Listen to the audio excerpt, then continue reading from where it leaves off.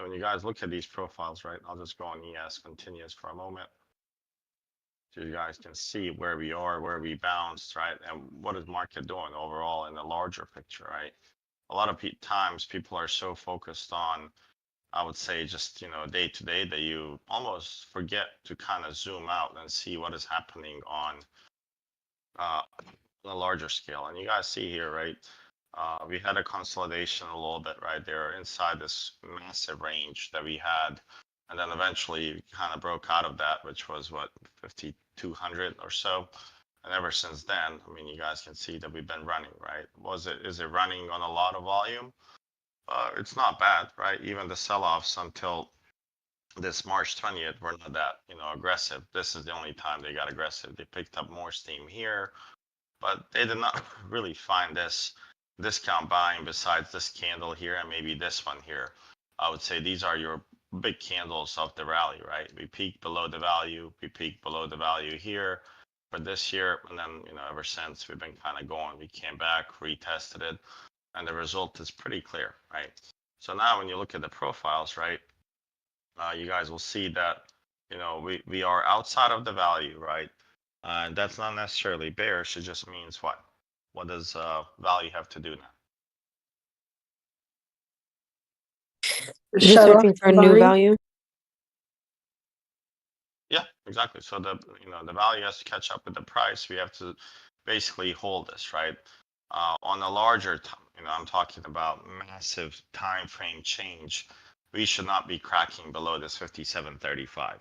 If we do, that would indicate a lot more about this auction here, that it's not being accepted, and then you most likely could go 51.42, which is in terms of percentages, it would be a significant drop, right? So you're talking about 15% retrace. Not saying it's not doable, but this would be a critical level for them to hold. But as of right now, market auction is looking pretty healthy, right, year over year. And then when you guys look at this on the monthly time frame, so we're just gonna switch this up, go to daily or 4 hours, whatever you guys prefer. And here's your monthly profile here.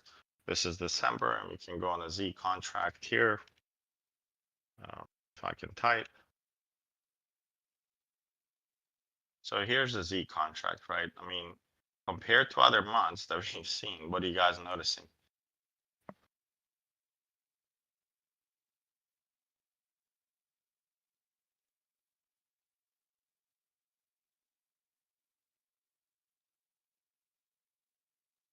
Right at a really large node. Looks like maybe struggling.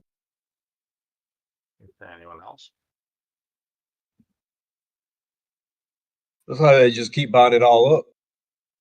Low Anyone volume. else? What about the range for, I'm talking about, here's your October. Let's see, do I have the wrong one? Nope. What about the range? Yeah, it's a lot smaller. I mean, December, guys, is tiny. This is pretty tiny range. I mean, you're talking about just a couple of hundred, not even, maybe 70 points, 68 points compared to October, right? I think we have what, 200? So what does that tell you? Not as confident. Okay, that's very good. What else? What about like participation? Not a lot. Retail. Retail, that's what I was looking for. That would mean the retail's involved, that maybe we don't see any big boys participating yet.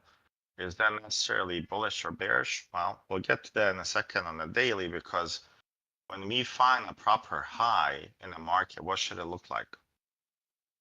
When I say proper high means proper auction ended, what should it look like on TPOs, right? Single print. We want to see access. Why do we want to see access? We're going to question you guys to make sure everybody understands, and then hopefully you guys, it makes sense towards the end. Regression and make sure that they're serious. Regression means that they're serious, but also remember, once you find those, why do we auction higher? Test it. What's the purpose of auctioning higher? In search of what? Fair To price. find the sellers. Sellers. Sellers. We're looking for sellers. So if if we're going and auctioning and it's a poor high, what does that mean? Did we find the sellers? Not yet. Not yet. You keep going, and then you find the sellers, and then the sellers give you a bunch of single prints, right? Aggressive selling, and then liquidation starts. And we've seen that happen recently, right? A couple of times in the brackets they did it. We haven't seen that yet. And we'll get to it on the daily, but we haven't seen it just yet. Even on the weekly, we haven't seen it. I'm just marking these levels now on the monthly because they will matter. And then here's our, this is our December developing value area low.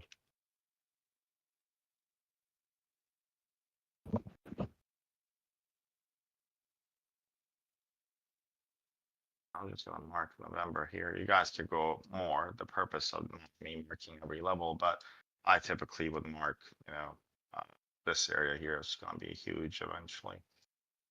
If we come here at any point, it's gonna be a good buy. I do think personally, based on what I've seen before, that this market needs to retrace. And why do you think I say that?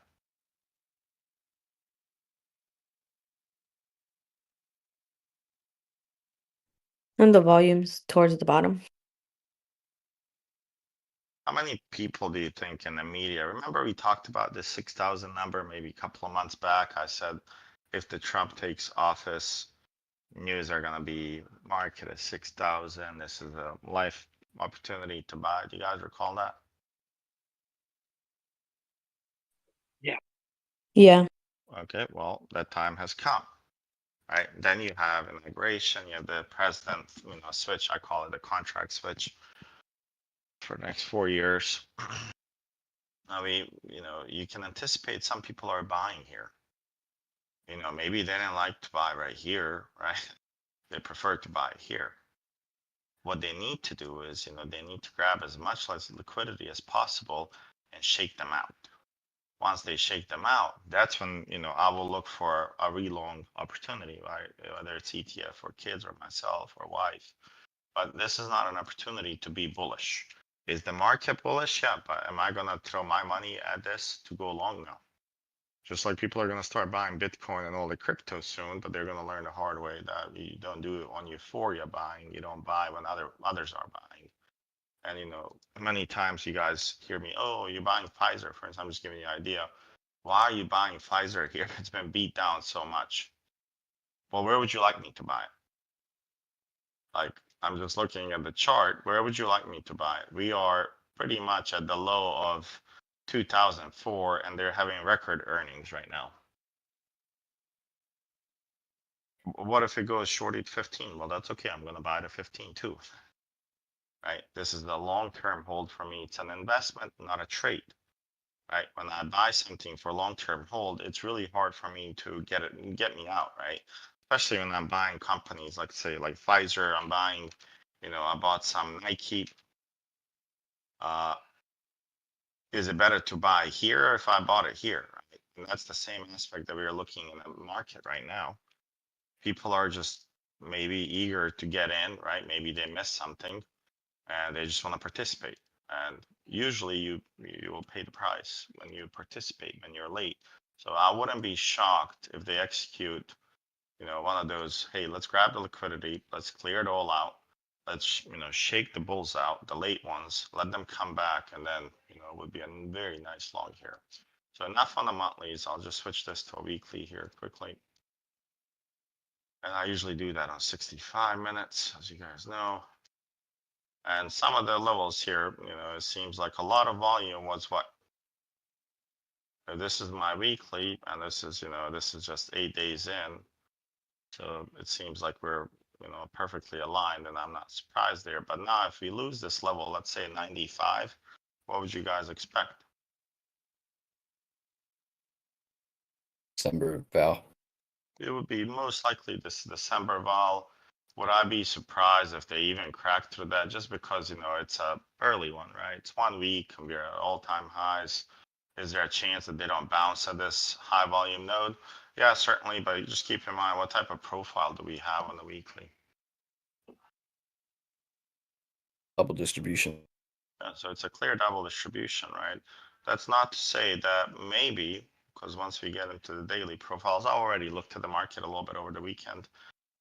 But if we do this and we do some stuff maybe here, or maybe some stuff here, if we fix some stuff and reclaim these levels, you do not want to be short. Because there's some unfinished business on both sides of the house, right? Top and bottom.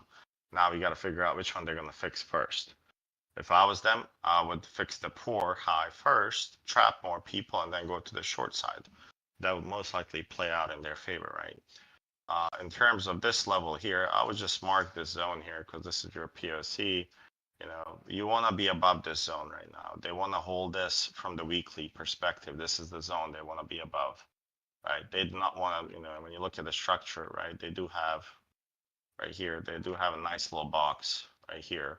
So 60, 90 to 95 is not a zone to be heavy situated because you're at the what? Why is this POC somewhat important? Why is POC important, especially weekly? What does it tell you?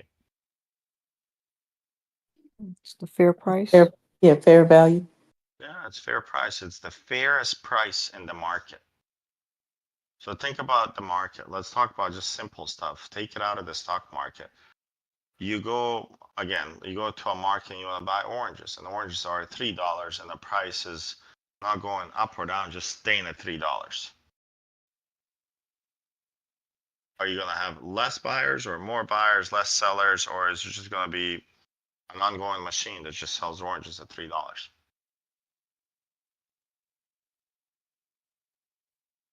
Or the buyers and sellers, yeah, the buyers and sellers are happy. It's equilibrium, right? And if you guys, you know, have taken some classes in econ, right? So you have your supply and demand, right? When you meet here, there's only a few factors that can change this. And what's that? More or less supply, more or less demand. That's correct. I mean, either you get a shift in supply or you get a shift in demand. Our shift in supply on the stock market is what?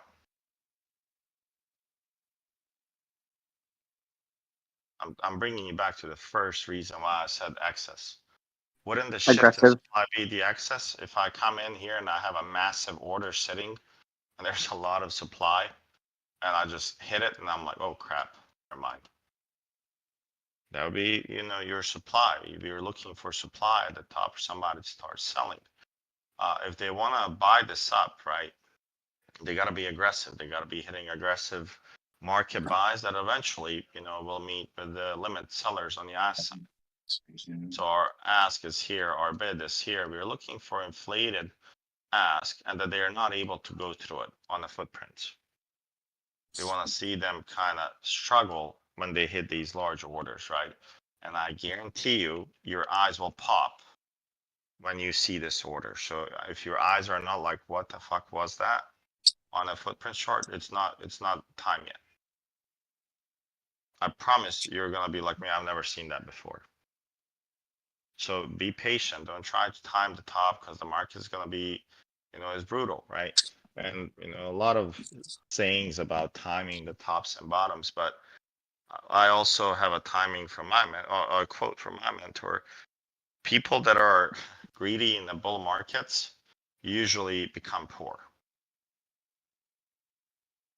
Do you guys understand that? Yes. Like buying at the top. Don't buy at the top, and if you've had something for so long, it's not bad to scale some money. You know, put some money in your bank. Clean the table. So just to, you know, I'm not suggesting anything. Just keep in mind when you're trading and also buying some long-term stuff at the all-time high. So in terms of weekly, we're in balance, of course. We're framing up, guys. There's no even point of me telling you this. We've had 57 all-time highs in 2024. So there's no point in saying we're framing up. Weekly is framing up, monthly is framing up, yearly is framing up. And now we're going to come to the daily and kind of look at, you know, see what's going on, right? We'll start with the SVP just to see, you know, what's going on there. And I've actually changed some colors, but these look horrific. Oh my God. This looks pretty bad. We're going to go with blue. So now you see, even on volume profile, right, on the daily profile here, I'm gonna search for ETH for a moment. Hide the candles, we don't need them. What do you guys see on, let's say, 2-3 days? Ever since, what is it, Tuesday? What happened? Value areas started to overlap a bit more. The values area started to overlap. So we had the gap here, if you guys remember, and then we came here, and then, you know, you're overlapping to both sides, right? Typically, right, when you're auctioning higher, and I'm just going to give you a scenario. If this is our value, right, I'm just going to have it bigger. If this is our value, when you're in an uptrend, you want to see a good stack, right? You want to see something like this. You don't want to see a lot of slowdowns. If you do see a slowdown like this, right, and you're in an uptrend, right, and they slow down something like this, and the volume is still relatively in the balance, relatively low, is that bullish or bearish? If I give you this scenario here, you're overlapping, but the volume is very low. Would you lean bullish or bearish? Bearish. Why bearish? There's not as much activity Like at buyers these are If prices. it was bearish, shouldn't the volume spike if you found the sellers? would be that buyers No, are but exhausted. Could be that there's buyer exhaustion, but if there's buyer exhaustion, that doesn't mean the volume picked up. The volume is low, therefore did you find the sellers? It's neutral, maybe. No. It's a bullish uptrend with the break, with the basically, you know, if you've ever ran a marathon, I didn't. I'm sure you get tired at some point and maybe you need a break and you step aside. You're like, man, let me just take some water, and then you continue running. Right? If you have a massive overlap like this, and that's not to say the markets go like this and then just go like this, they do slow down, but you want to pay attention what happens in the bracketed market, right?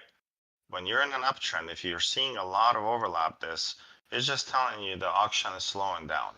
If this is looking like this, and then I give you a profile on the third day that it looks like this, we peaked above this bracket, and it's a massive B and the volume spike, what's your analysis now?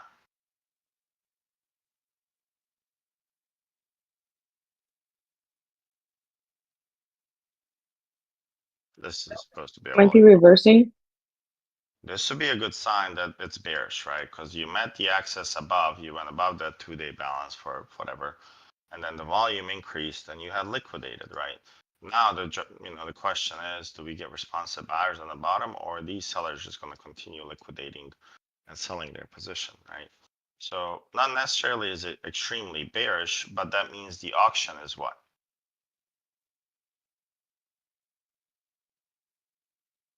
The auction is slowing down. The trend is slowing down. So when you guys look at it, you know, when you zoom out a little bit. So here, let's just go. Can everybody see this? I mean, I can see it on my screen. I just don't know how is it coming to you guys.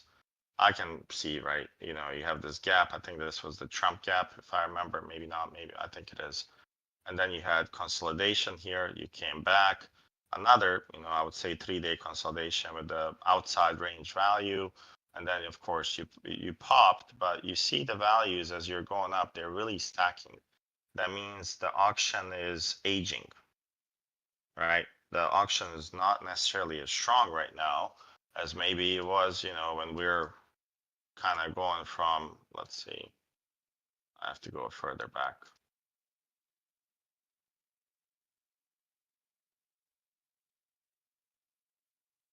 I would have to go on the weeklies, but usually you want to see something like this, right? You see this, you take a little break and then you continue. But this whole run up here and the break of previous time was a lot of overlap. So the auction is really stalling. There's not a lot of new business at the moment since here to here. So it could be time to watch for a lot of traps, peak above and fails at the top and look for access, right? Does that make sense to everyone? It's not necessarily bearish because we haven't even started framing down yet. That Makes sense. We don't have any framing down. Framing down means we haven't put a lower low. Does anyone remember how many times I mentioned that, here we had a PDL? We just go here. Please go on mute, somebody. Who that is, but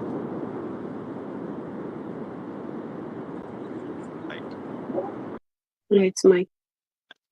so here we had the PDL, right? And I think they did this overnight, right? They came in, they visited that 77 level, I believe. I mentioned this the night before that most likely we're going to go here. Of course, they ran it up, broke the high. But what they didn't do to be bearish is what? This was our PDL, and look at this. We kind of tapped it, and then we closed above the PDL. They swept the PDL, they grabbed the liquidity, and they went higher. At one point, I think maybe 2 months back, they did it like maybe 21 times in a row, where they would sweep the PDL and just go higher. Sweep the PDL, and I think we talked about it in one of the watch lists. And now you want to pay attention to what did they do here? We need to go below 76 in order to initiate the framing down on a daily, and that's really when the trend will reverse. That on a daily, hey, we're saying enough, we completed an auction, now let's move forward, right? But when you look at the TPOs, right, and that's going to give you some information here now. So let's kind of go look at it. And also, I don't know if Drew's on or if his wife's recording, but I know he likes this. This is one of his favorite patterns. You guys know what this is?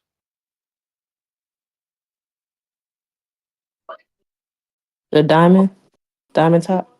Yeah, we have a diamond top on it right here, so I like them, right? I like when I see a diamond top. Usually they pay decent, right? And this would be on 30 minutes, so it looks pretty good, right?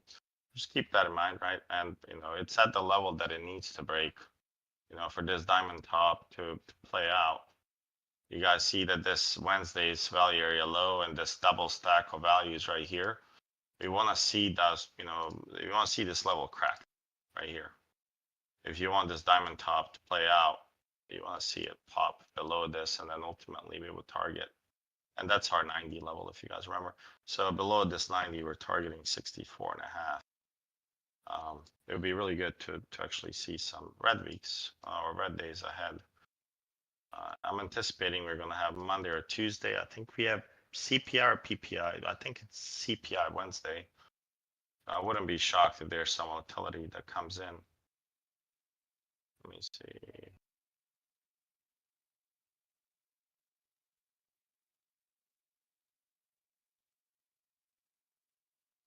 Okay, Wednesday we have CPI. So I mean, just imagine how would market react if we do have a hot CPI with everything that's been going on. It will really change the momentum of the stock market really, really, really quickly. Okay. All right. So what do you guys see on a week on a daily time frame here? On my settings on a daily, just so you guys see it. So I'm on 1 minute, one tick, and I'm just looking at the profiles. What do you guys Was see? that a crowded poor high? What is in lowercase b? Okay, we do have a crowded low. I don't think we have a crowded high, right? It's not very crowded, right? We came once. This looks like a crowded poor low. So what do you guys see? What could happen? Like, what would be the scenario you guys should be aware about? Is that 90 level? The 90 level is going to be important, right? But you want to be aware of this poor high. Why? Why is this poor high so important? Because remember, poor highs and poor lows, there's a term that we use, right? That means carry forward. What does that mean to you in terms of trading?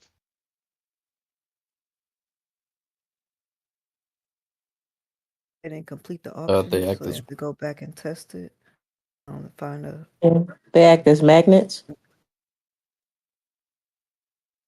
Remember what I said earlier that, and we did not find what? The sellers. We didn't find the sellers yet, because if you find the sellers, most likely you're going to have a proper auction completion. Right here, that means, hey man, we didn't get a final sell. We did not complete this yet. Most likely, we're gonna come back and revisit. So watch tomorrow. What if they come in? I don't know where we are. I'm just gonna assume I don't know where they are. I just didn't pay attention where we are right now. If we come in, we lose this, regain this level. What are you aiming for? Complete the poor high. Most likely, we're gonna fix this, guys. Let's say we see tomorrow, and this is your PDH as well. You go above it, and then you come in. What could you aim for?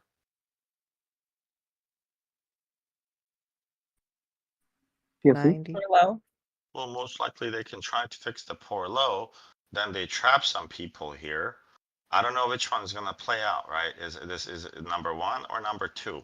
I would prefer if number two played out first, we could make so much money tomorrow that we could call it end of the year. Because you would know what they're trying to do. They fix the poor high or they break this, you could play both ways. Short it and flip. What do you do here? You flip to the long side, and that would be nice, right? Ideally, since we're in an uptrend, which one has more probability? What would you feel more comfortable with? The long. This is one, this is two. 2. You wanna One. feel more comfortable with two, not one. He didn't say one. You wanna feel more comfortable with two. Right. Shorting here is it doable? Yeah, but probabilities wise, you lose this. Let's say you're here, you lose it at the open, and you regain it. This is gonna be a rocket. It's just gonna fly, right? So I would definitely watch that, right? I would watch for both of these scenarios, and I can draw it probably a little bit better so you guys are not confused. But does that make sense to all? Why I'm speaking about poor highs and poor lows? And when you have poor high and poor low on both ends, what does it tell you? Indecision. It's a big indecision, and what else? KJ.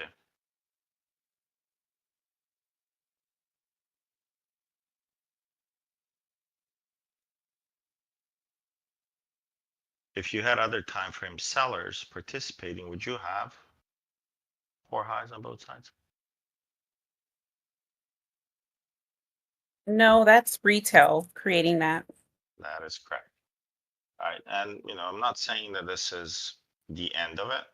I'm just saying that maybe on Friday they were not really participating there. And when you add, what could give you more information about the participation on Friday? What if we add this? I'm just giving you a visual of the initial balance on Friday. If this is our initial balance on Friday, and you went below the IB and then you close inside of it, what is it telling you? You have a what? They're done auctioning lower. There's a high chance that we're gonna clean this up tonight. That means it's a failed IB auction, right? There's a high chance we're gonna clean this up. Usually within a day or 2-3 days, this gets cleaned up. But considering this is a massive uptrend, I wouldn't be shocked, right, that it happens overnight. Now let's see where they are. Okay, they're coming to a really interesting level here for overnight long.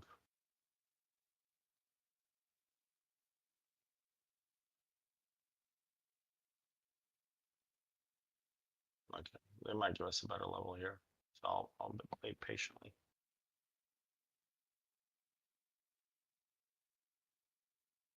Okay, so is everybody clear on ES and what it means, why poor highs, poor lows, how we're gonna play it? I got a question about poor highs and poor lows. Mhm. So with poor highs and poor lows, when it's created, it typically auctions away and fixes it later, right? That's correct, always. And then once it fixes it, what happens? Is there like a trick to that too? No, there's no trick. It just means it got repaired, right? It means that it got fixed. So think about, so let me give you a scenario, right? You're going to an auction to buy a car, right? And let's say that, you're auctioning. Oh, the because iron someone tire. won, right? Well, when it's completed auction, you won the car. You got it. You got the Lambo you wanted or Porsche Classic, whatever your heart desires. You bought it. But when it's poor high, what does that tell you? Who got it? Nobody. Got it, but it's just that nobody's willing to bid higher. So what they're gonna do, right? They don't do that in car auctions, but what they would do in stock market is like, okay, well, let me go back, shake these guys out, and see if I find some other people that like this car higher. So then they're like, okay, well, let's see. So this guy's like, yeah, this guy didn't want it. I raise my hand. I'll buy that Porsche, and you go higher until you really find that seller, right? And then you find that one buyer that's super excited to have that Porsche at the top, and you're like, okay, good job, you won. That's the difference between them, right? One gets tired and they search lower because these buyers were like, oh man, the value is not there for us. They stop. Then they auction lower, and then you get to buy the dip crew, and they're like, oh, I'll buy here. It's valuable. They buy it, and then the other guy's like, man, I don't want to miss it. Let me buy here, and then so on, so on. And then what happens when you have candles, like this? Let's see. Let me give you. Man, now all this drawing is gonna stay there. To delete it, I'm gonna have to delete it tomorrow then.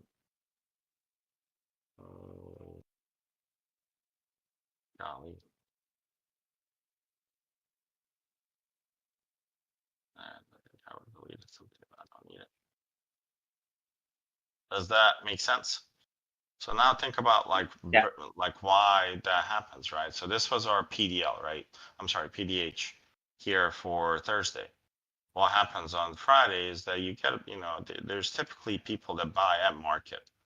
Like they'll buy this, believe it or not, millions of people will be like market buy here. And they buy it, and then look what happens, right? Whatever you want to call this, some sort of triangle. And then they sell it off, right? So these people that market bought, right, if they didn't take the profits, that 11, I think we targeted 13, 16 zone for a while on ES, if I remember, based on fibs. Maybe some people had levels and they started selling. These market momentum buyers, got screwed. They probably tried to buy the retest here, and then boom, it just went lower. So here, market buy got them higher than, of course, here, but they really did not complete it. So now those people that market bought, what do you think happened to their positions?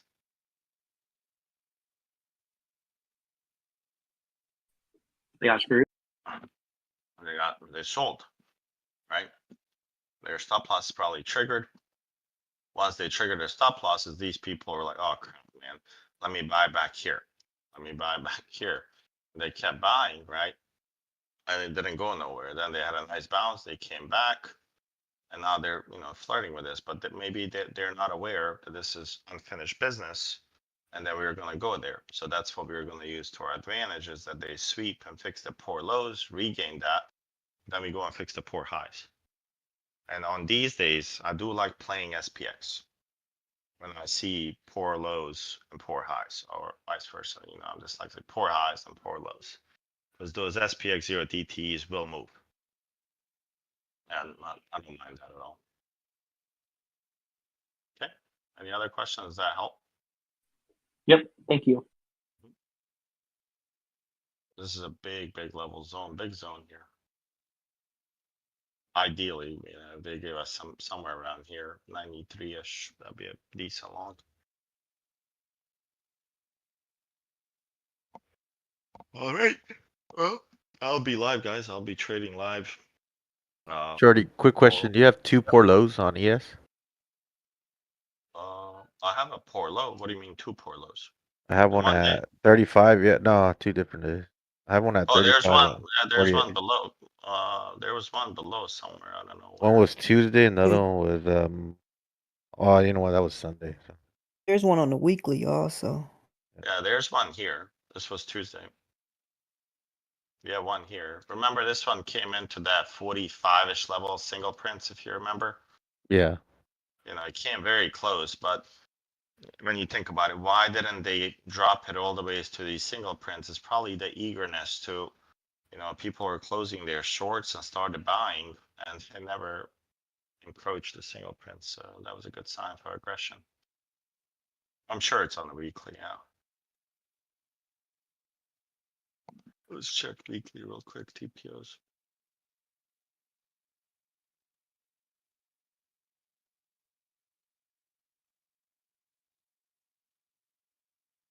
Yeah, I mean, yeah, there's definitely a poor low on the weeklies here with a double distribution. So you can create a scenario in your head on this, right? Double distribution, you crack below, and imagine something like this. And then fix what? About 60 points. And I've seen, you guys have seen them execute this. Don't be shocked if they do it again. Fix this, fix that. Same day, 2 days, whatever. CPI is on too, so. Wednesday will be probably not advisable to trade at all. And I would say this week overall is gonna be slow volume. Most people are going to whale.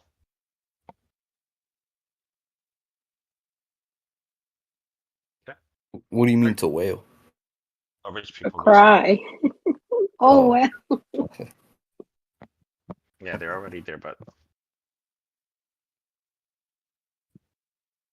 Alright guys, well, thank you. We'll see you guys tomorrow morning. I'll probably be on around 9:15. So if you guys can join a little bit early, we'll talk market and see kind of where we are. And if that, if we see